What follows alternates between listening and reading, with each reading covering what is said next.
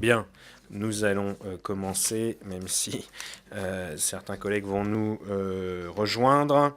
Et nous avons cette réunion puisque notre règlement prévoit que les rapporteurs du comité d'évaluation et de contrôle présentent au comité un rapport de suivi de la mise en œuvre de leurs conclusions. Et c'est sur le fondement de cet article que nous allons aujourd'hui examiner le rapport de suivi de l'évaluation de la régulation des jeux d'argent et de hasard, sachant que cette évaluation avait été présentée au comité en février dernier.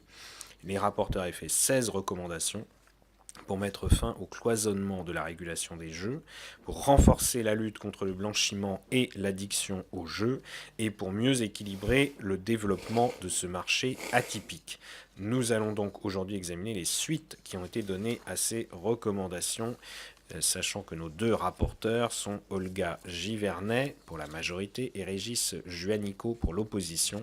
Le groupe de travail était composé de Stéphanie Do, Véronique Louvagie, Pierre Persson et Éric Pouliat. Je vous donne donc la parole, madame et monsieur les rapporteurs. Merci, monsieur le président. En France, le cadre légal du jeu repose sur un principe d'interdiction, principe assorti d'une liste de dérogations qui s'est allongée au fil des ans. Un tel régime de prohibition, très dérogatoire aux règles de l'économie de marché, de liberté d'établissement et de libre prestation de services, se justifie pour des raisons d'ordre public et de santé publique, en particulier la lutte contre la fraude et les risques de dépendance. La loi du 12 mai 2010 relative à l'ouverture à la concurrence et à la régulation du secteur des jeux d'argent et de hasard en ligne a fixé 4 objectifs à la politique publique de régulation des jeux. Premièrement, prévenir le jeu excessif ou pathologique et protéger les mineurs. Deuxièmement, assurer l'intégrité, la fiabilité et la transparence des opérations de jeu. Troisièmement, prévenir les activités frauduleuses ou criminelles ainsi que le blanchiment de capitaux et le financement du terrorisme. Et enfin, veiller au développement équilibré et équitable des différents types de jeux afin d'éviter toute déstabilisation économique des filières concernées. À la suite de la Cour des comptes, dont nous avions demandé l'assistance, nous avons établi avec mon co-rapporteur Jacques Millard, une évaluation de cette politique de régulation des jeux d'argent et de hasard, présentée devant le comité d'évaluation et de contrôle le 8 février 2017, assortie de 16 propositions dont nous nous sommes attachés avec ma co-rapporteure de suivi, Madame Olga Givernet, à examiner l'application. Monsieur le Président de l'Assemblée nationale, nous entendons souvent dire que les préconisations des rapports parlementaires, et notamment ceux du comité d'évaluation et de contrôle, restent lettres mortes ou ne sont pas suivies d'effet. Nous allons pouvoir vous démontrer ce matin le contraire avec ce rapport de suivi qui intervient quelques mois seulement après le rapport initial. J'ai envie de dire, le droit de suite, cela marche. Très bien. Merci, chers collègues. Donc, effectivement, depuis notre nomination comme rapporteur, donc c'était le 5 octobre 2017, nous avons tenu 8 auditions et tables rondes avec les régulateurs et les principaux opérateurs des jeux d'argent et de hasard. Nous avons été assistés de certains membres du groupe de travail, composé de Mme Stéphanie Do et Véronique Louvagie, ainsi que messieurs Pierre Persson et Éric Pouliat. Malgré les délais relativement brefs, nous avons 8 mois depuis l'évaluation initiale de ce suivi, et le caractère atypique de cette période marquée par les élections présidentielles et législatives et le changement également de gouvernement, nous avons quand même pu constater avec la satisfaction que 9 des 16 propositions ont été d'ores et déjà appliquées ou en voie de l'être.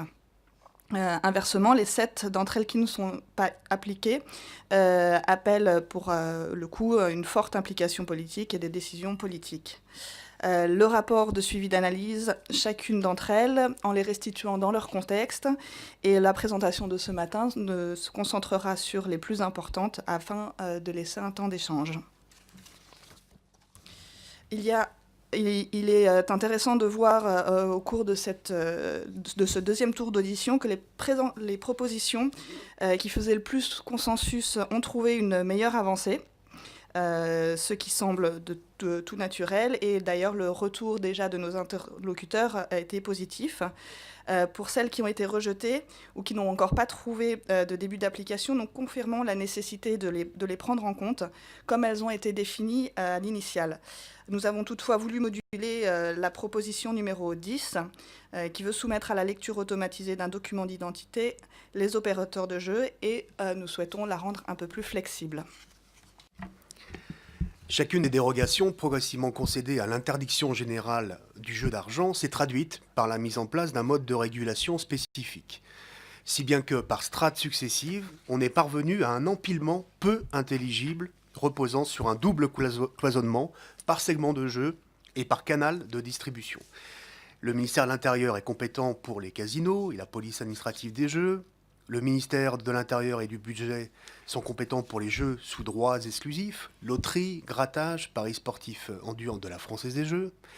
Le ministère de l'Agriculture, celui du Budget et celui de l'Intérieur sont compétents pour les jeux sous droits exclusifs, paris hippiques en dur du PMU.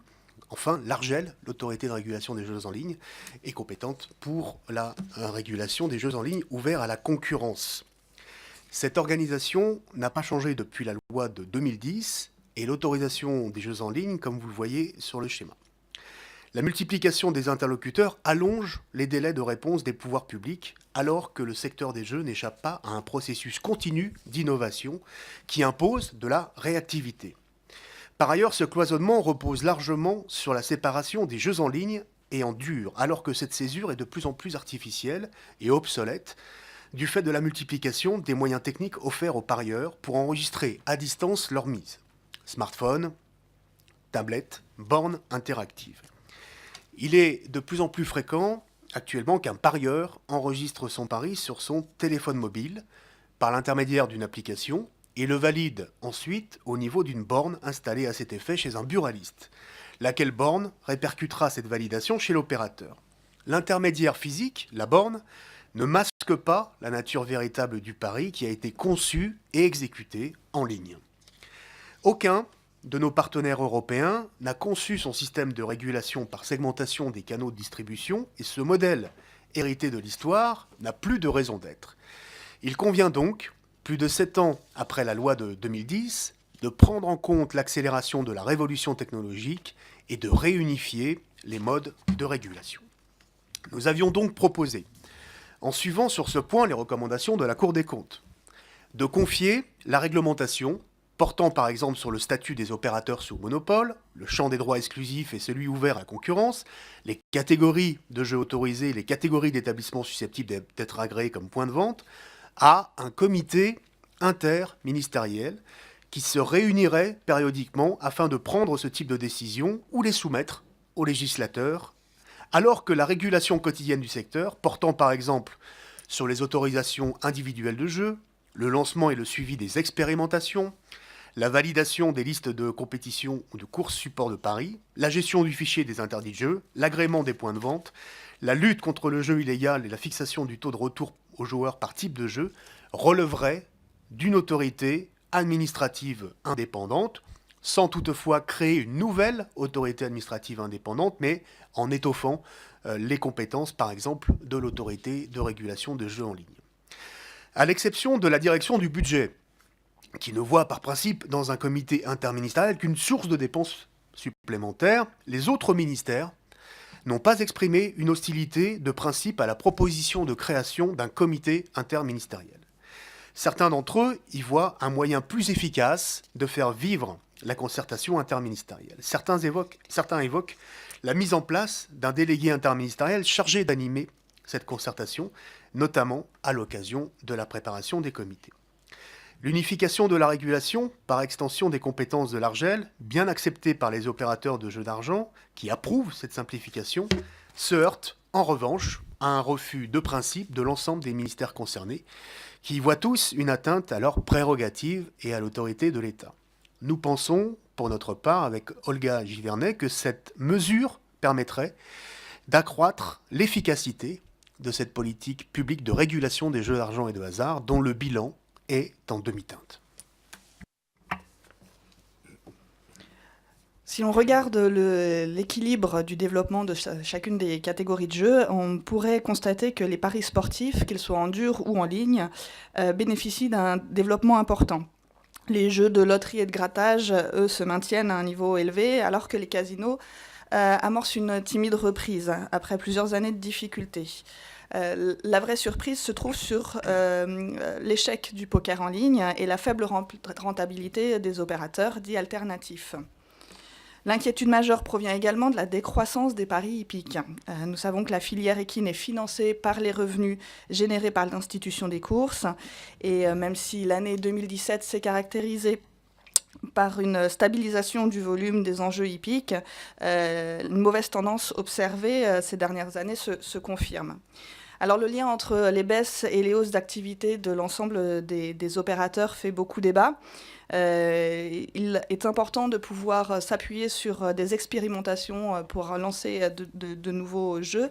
Et notamment, le PMU avait alerté les pouvoirs publics sur le danger que représentait, à ses yeux, une expérimentation de la Française des Jeux dans le pari événementiel qui consistait à autoriser les paris en direct.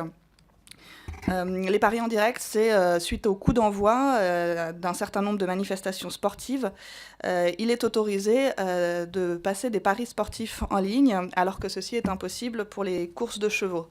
Nous avons pu ressentir une certaine tension autour de ces propositions, et afin de ramener la sérénité entre les opérateurs publics, l'évaluation de cette expérimentation a été demandée avec une analyse multicritère qui pouvait notamment évaluer l'impact sur les paris hippiques. Donc cette proposition a été suivie et l'expérimentation a été suspendue jusqu'au moment où nous pourrons trouver un accord portant sur le protocole et notamment mesurer les transferts d'enjeux des uns vers les autres. Alors, je ne vous cache pas avoir ressenti une tension certaine des opérateurs les uns envers les autres, et ce, de manière générale. Une harmonisation de traitement des opérateurs par les régulateurs, ainsi qu'un point central de concertation pour accompagner l'évolution du domaine du jeu d'argent et de hasard, me semble nécessaire pour réduire cette tension. Cela reboucle avec la présentation de mon collègue, Régis Juanico, juste avant, concernant la proposition d'une autorité de régulation unique et également d'un comité ministériel qui pourrait notamment avoir une réflexion plus élargie sur la définition des jeux d'argent et de hasard.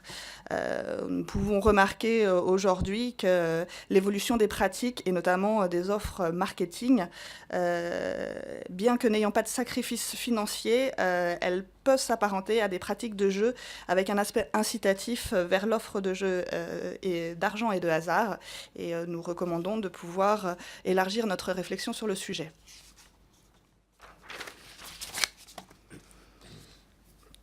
Concernant les institutions et les courses, il y a une nécessaire réforme à envisager. L'érosion des jeux des paris hippiques correspond à une baisse tendancielle du taux des turfistes dans la population française qui est passée de 14% en 2006 à 8,5% en 2005. Alors si nous portons attention au volet économique de cette institution, des courses, qu'est le PMU, c'est bien qu'elle a une mission d'ordre public, que la filière équine est financée et que cette filière d'excellence en France apporte plus de 35 000 emplois directs. C'est une filière qui était chère à mon prédécesseur Jacques Miard et il a pu le défendre dans le rapport initial. Alors le redressement des comptes des sociétés mères passera par la mise en place d'un certain nombre d'axes stratégiques de réforme. Avec mon collègue Régis Juanico, nous avons pu continuer de supporter les deux propositions identifiées qui sont l'optimisation des calendriers des courses et le resserrement du contrôle de la gestion interne des sociétés mères. Donc la première proposition connaît un début d'application. Nous avons pu estimer une volonté de la part des opérateurs d'aller dans le sens d'une revue du calendrier des courses. Et dès 2017, France Gallo a commencé à réduire sérieusement les courses comptant moins de 8 partants. Et ainsi que les deux sociétés mères travaillent actuellement à l'élaboration d'un calendrier des courses pour 2018 sur la base de préconisations d'un cabinet de conseil. Les outils d'aide à la décision leur sont fournis dans ce domaine. Alors, les principales mesures mises en œuvre consisteront à optimiser les horaires de réunion de courses et à remplacer un certain nombre de courses étrangères. Concernant la seconde proposition, le PMU et les sociétés mères ont mis en place un plan de performance se traduisant par des économies et bien évidemment, souhaitons que ces efforts soient à poursuivre. Il a été également évalué la possibilité d'étendre les possibilités de jeu à l'instant racing, qui consiste à faire des courses passées, qui seraient en dur sur les hippodromes, une possibilité de jouer sur des courses qui sont anonymisées. Cela s'apparente plus à de la loterie, mais permettrait également de relancer l'intérêt pour les courses hippiques. Le jeu en ligne est loin d'avoir été l'Eldorado attendu. Les opérateurs sont passés de 42 en 2010 à 14 en 2017. Le marché des jeux en ligne se caractérise en effet depuis 7 ans par un dynamisme différencié des enjeux portant sur les 3 segments autorisés, paris sportifs, les paris hippiques et le poker. Mais elle se caractérise aussi par une faible rentabilité commune de ces opérateurs. L'Argel a calculé qu'entre 2010 et 2016, l'activité des jeux d'argent et de hasard ouverte à la concurrence avait totalisé une perte d'exploitation de l'ordre de 485 millions d'euros, l'année 2016 se soldant par une perte globale de 14 millions d'euros. Ces mauvais résultats financiers ont plusieurs causes. On peut ainsi évoquer l'étroitesse de la définition des segments de jeux en ligne autorisés par la loi du 12 mai 2010, qui complique l'adaptation aux innovations du marché et qui rend parfois comparativement plus séduisante l'offre illégale. On peut également invoquer la vive concurrence que les opérateurs en ligne se font entre eux. Aiguillonnés par l'offre illégale, il leur arrive de frôler la ligne jaune du plafond du taux de retour aux joueurs de 85%, voire de la dépasser, ce qui peut nuire à leur rentabilité. Je rappelle que les dépassements sont interdits et doivent être sanctionnés. Nous avions enfin, à la suite de la Cour des comptes, regretté les modalités de la fiscalité applicable à cette activité et proposé de substituer au produit brut des jeux, aux mises comme assiette fiscale, au moins pour le poker en ligne, et d'étudier l'extension de cette mesure à l'ensemble des jeux d'argent et de hasard.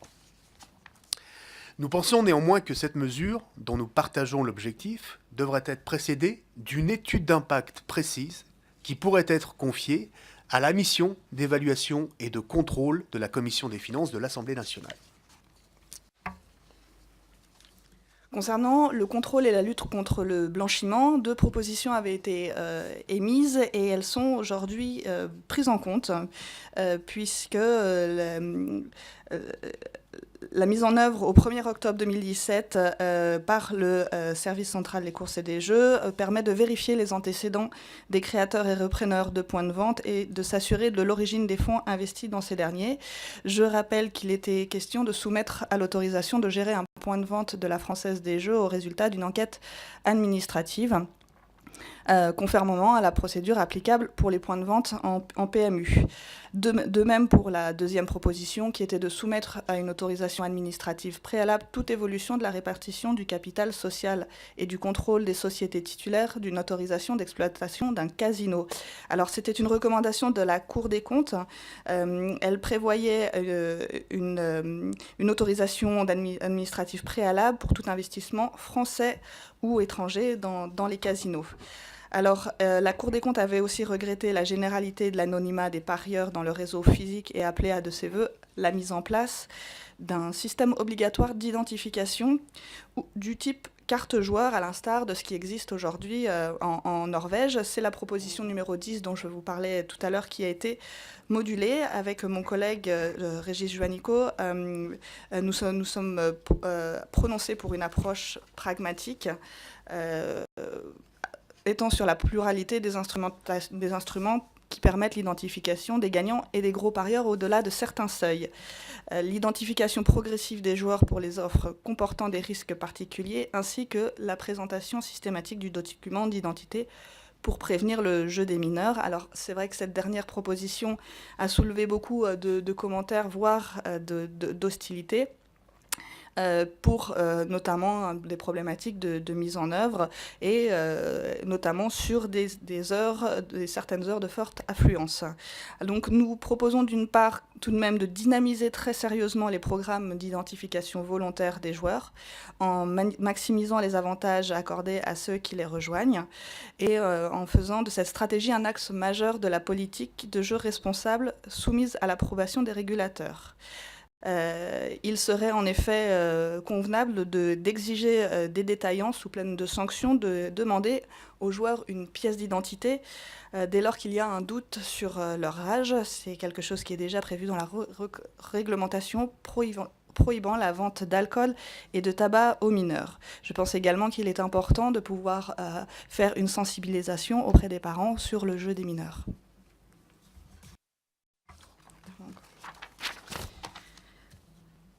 Concernant les carences du traitement de jeux problématiques, dont 2 enquêtes ont été menées sur les pratiques de jeu entre 2010 et 2014. Et donc pendant ces 5 ans, la pratique du jeu s'est répandue. Elle est passée de 56% des Français, soit 26 millions de personnes, au lieu de 47%. Donc les Français consacrent une partie de leur budget de loisirs au jeu, même si cette proportion a pu diminuer dans le total de leurs dépenses. Donc nous avons des enjeux qui atteignent aujourd'hui 45 milliards d'euros par an. Donc la pratique de jeu s'intensifie, les joueurs jouent plus souvent et misent davantage. Alors nous ne disposons pas d'études d'évaluation socio-économique sur les dommages causés par la pratique du jeu excessif. Nous pourrons penser au risque de chômage, de divorce, dégradation de l'état de santé, le surendettement, le suicide. Et donc, il avait été proposé de mener une étude scientifique sur le coût social du jeu problématique pour éclairer les puissances publiques et de mesurer l'efficience de la politique publique. Alors nous avons un partenaire, l'Observatoire des Jeux, qui a répondu que sa prochaine réunion plénière serait consacrée à ce sujet. Ils ont bien évidemment une problématique de budget et en interrogeant les opérateurs, ceux-ci se disent favorables à ce type d'études, et notamment la Française des Jeux. Si il pourrait être mis en place un fonds de concours pour faciliter les contributions volontaires de l'ensemble des opérateurs de jeux. Concernant le fichier des interdits de jeu, son informatisation est en cours de réalisation, ce qui permettra une facilité d'accès et rendra possible à compter de 2018 de pouvoir avoir un accès facilité et une consultation facilitée. Aujourd'hui, cette mesure est limitée compte tenu du faible taux d'identification des joueurs dans le réseau des 2 monopoles. Monsieur le Président de l'Assemblée nationale, la manipulation des manifestations sportives en vue d'en tirer profit par des paris sportifs est un fléau mondial, que notre pays a bien identifié et que nous nous sommes donné les moyens de combattre, même si les fraudeurs font preuve de beaucoup d'ingéniosité et d'une imagination sans limite. La loi du 1er février 2012 s'est d'abord efforcée de réduire les conflits d'intérêts parmi les acteurs du monde du sport en leur interdisant de détenir une participation au sein d'un opérateur de paris sportifs qui propose des paris sur leur discipline sportive ou d'engager directement ou par personne interposée des mises sur des paris reposant sur la compétition à laquelle ils participent. Il y a eu des exemples récents que je ne rappellerai pas.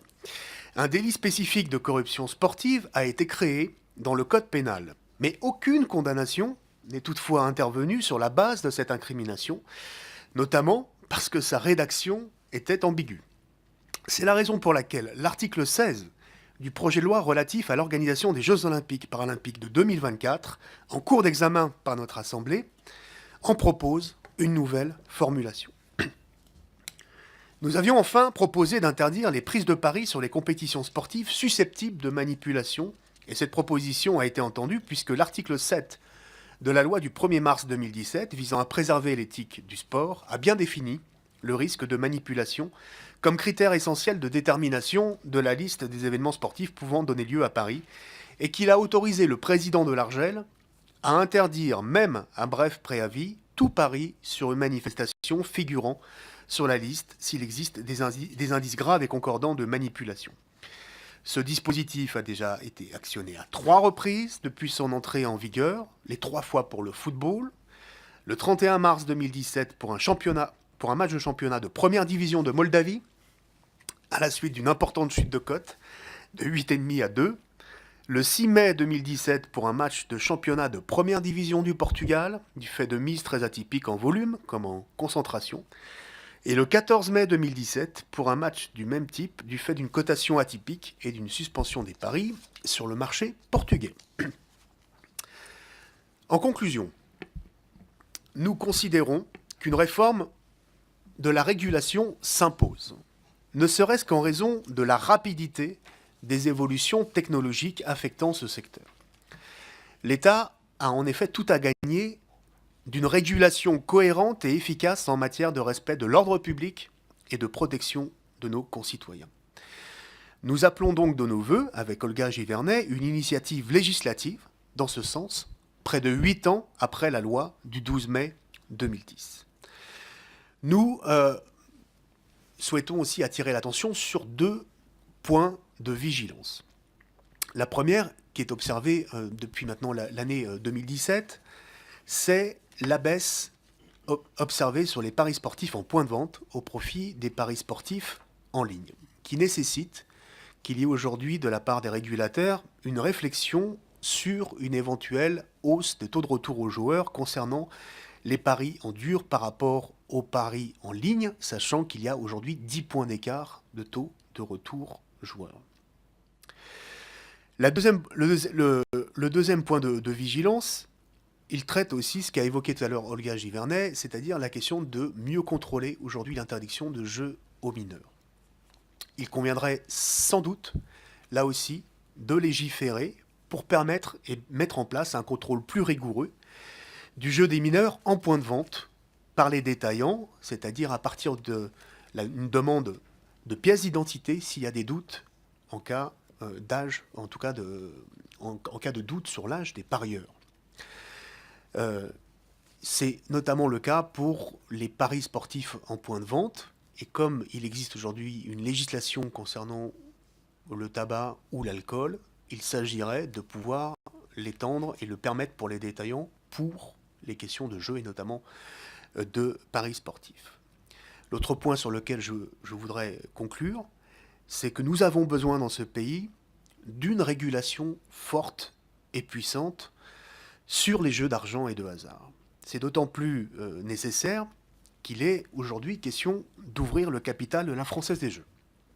Cette opération sur laquelle nous ne disposons d'aucune information particulière nous interroge sur les moyens de rendre compatible un actionnariat privé avec les obligations et les missions de service public qui constituent la contrepartie à la reconnaissance du monopole. Si l'actionnariat public dominant actuel de la Française des Jeux, l'État détient 72% du capital, le reste étant réparti entre les salariés et les associations d'anciens combattants, peut conduire à une certaine autolimitation, notamment dans la recherche de nouveaux jeux favorisant l'addiction. Il n'en ira peut-être pas de même avec des actionnaires privés, davantage axés sur la maximisation de la rentabilité de l'entreprise et le retour sur investissement. Je voudrais enfin rappeler, pour justifier ce contrôle puissant, et notamment qui est exercé aujourd'hui par la Française des Jeux, la contribution et l'apport à l'intérêt général de la Française des Jeux aujourd'hui qu'il convient de préserver. En termes de recettes fiscales, cela représente 3,3 milliards d'euros pour les caisses de l'État. En termes d'emploi, 52 000 euros sur l'ensemble du territoire.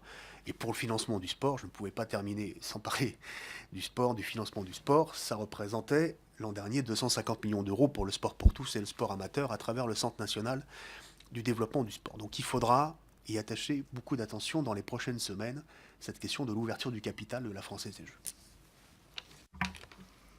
Je souhaite ajouter, merci Régis, que nos 2 monopoles du PMU et de la Française des Jeux ont des missions d'ordre et de santé publique. Cela justifie ce statut de monopole. Je souhaite attirer une attention particulière portée à éviter que tout comportement inhérent à un fonctionnement de marché concurrentiel, cette attention doit être constante. Je voulais également saluer la collaboration qui a été faite avec mon collègue co-rapporteur, ainsi que le travail de l'équipe des administrateurs et le soutien de nos collègues députés. Je vous remercie. Merci pour cette présentation. Et je retiens en effet ce qu'a dit Régis Juanico au début, à savoir que l'évaluation et le contrôle d'une politique publique peut produire des effets concrets et un certain nombre de mesures préconisées par les rapports parlementaires sont mises en œuvre. Pas toutes, et il y a d'autres préconisations, mais avoir en effet plus de 50% de taux de réalisation, si on peut dire, c'est une bonne chose, d'autant plus que ce sujet des jeux d'argent a fait l'objet d'un travail législatif il y a quelques années, puisque la loi a changé, a ouvert la possibilité des paris en ligne, a organisé les choses, qu'on voit bien que quelques années plus tard, il y a eu des évolutions importantes du secteur, pas forcément celles qui avaient été prévues ou imaginées d'ailleurs dans les débats parlementaires, ou autour des débats parlementaires, puisque certains avaient imaginé une explosion des jeux en ligne, et notamment du poker, et ce n'est manifestement pas le cas. Et beaucoup de sociétés qui s'étaient créées ont fait faillite ou ont disparu, et celles qui existent encore sont globalement en déficit. Donc on voit bien que le secteur n'est pas encore stabilisé, mais en même temps les évolutions sur des paris plus classiques historiquement, comme les paris hippiques, les courses de chevaux, montrent bien qu'il y a des évolutions dans le secteur, et par ailleurs il y a des préconisations que vous faites et qui sont très intéressantes sur les nouvelles régulations ou l'amélioration de la régulation existante. Est-ce qu'il y a des questions, des demandes de précision, des réactions à ce qui vient d'être présenté?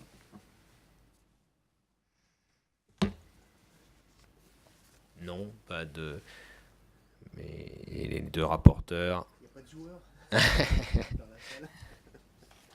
On peut s'intéresser au sujet sans être joueur, heureusement, comme dans bien d'autres domaines, et sans aussi, moi je crois que c'est important de le dire, vous avez souligné les risques qu'il y a autour de ce secteur, mais sans non plus porter un jugement moraliste ou uniquement moraliste sur cette question, mais bien un jugement pragmatique sur la meilleure façon de faire face à des dérives existantes ou qui pourraient survenir. Alors, oui, une réaction ou une question peut-être. Une petite question Madame sur l'étude que vous proposiez de mettre en place, une étude scientifique sur le coût social du jeu. Je vois pas en quoi elle est problématique, parce que qu'est-ce qui nous empêche, nous, législateurs, de la demander? Enfin, pourquoi les opérateurs devraient être sollicités là-dessus? On peut, dans un cadre évaluatif, mobiliser une équipe de recherche pour mener ce type d'études. Donc, j'ai pas saisi où était le point de blocage, parce qu'en revanche, c'est un point extrêmement important. Alors, une réponse des rapporteurs. Oui, effectivement, c'est un point important et une étude qui pourrait nous permettre d'avancer plus en avant dans notre travail législatif. C'est l'Observatoire des jeux qui se propose de porter cette étude. Effectivement, on peut voir à pouvoir supporter le financement, trouver des moyens. C'est pour ça que nous nous sommes également adressés aux opérateurs qui ont, eux, la possibilité aussi de financer. Mais nous pouvons la pousser de notre côté également. Oui. Juanico.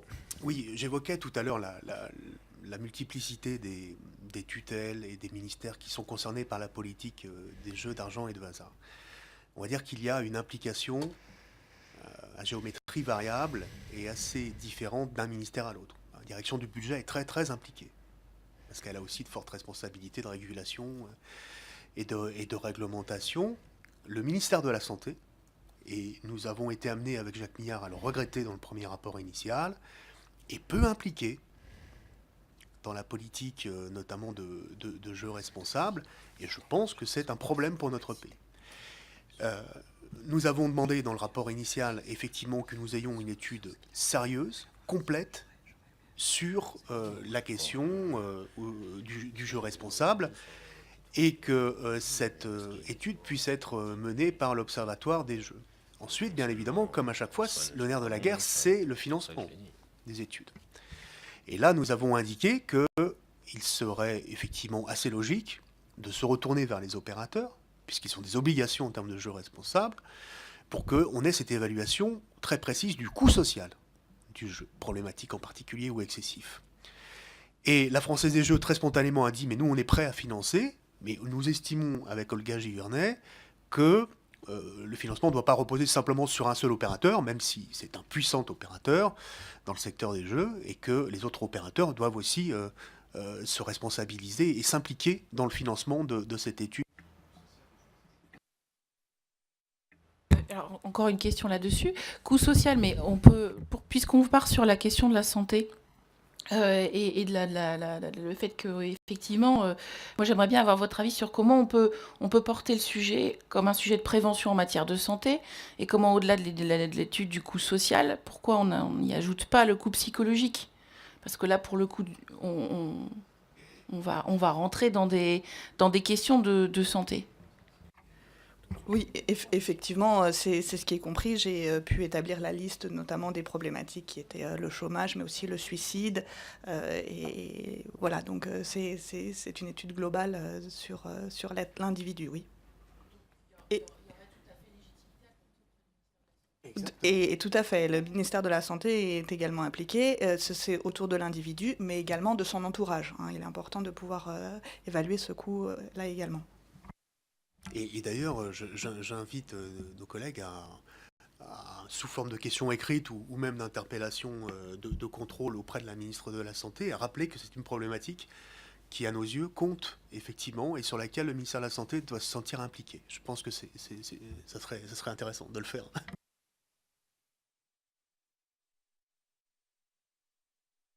Peut-être une remarque et une question aussi à mon tour.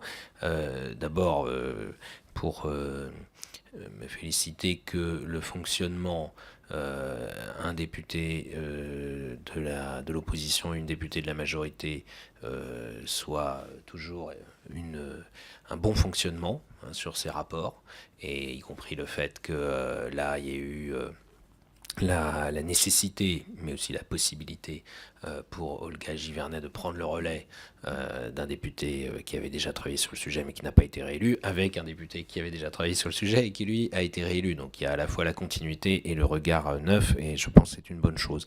Mais au-delà de ça, sur les conclusions que vous avez mises dans votre rapport, les nouvelles préconisations, est-ce que vous pensez qu'il y en a qui sont du domaine législatif ou du domaine réglementaire? J'ai vu aussi du domaine fiscal, j'en ai repéré au moins une, et je pense que, parce que moi c'est quelque chose que je souhaite dans notre fonctionnement futur, c'est qu'à la fin de tout rapport, quel qu'il soit, on puisse présenter les mesures, les préconisations avec cette caractérisation, domaine législatif, domaine réglementaire, domaine fiscal, budgétaire ou autre. Et si il y a des préconisations du domaine législatif, je pousse encore un peu la question.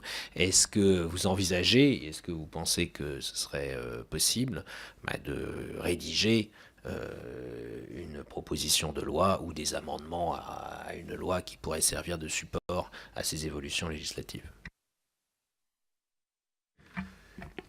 Alors, du domaine législatif, oui.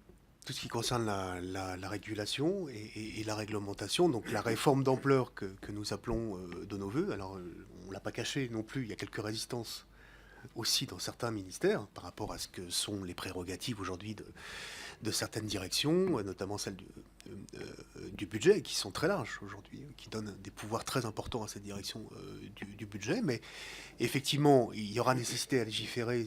On est 8 ans après la loi de 2010, donc bien au-delà je dirais, d'une clause de revoyure ou d'évaluation. Donc il y a peut-être nécessité à revoir un certain nombre de pans législatifs. Je disais tout à l'heure aussi nécessité à légiférer sans doute pour mieux armer les détaillants dans les bureaux de tabac et de presse, pour mieux prévenir le jeu des mineurs, notamment sur les paris sportifs. et donc leur permettre de demander une pièce d'identité en cas de doute sur l'âge des parieurs. Donc ça, c'est un deuxième sujet éventuellement législatif.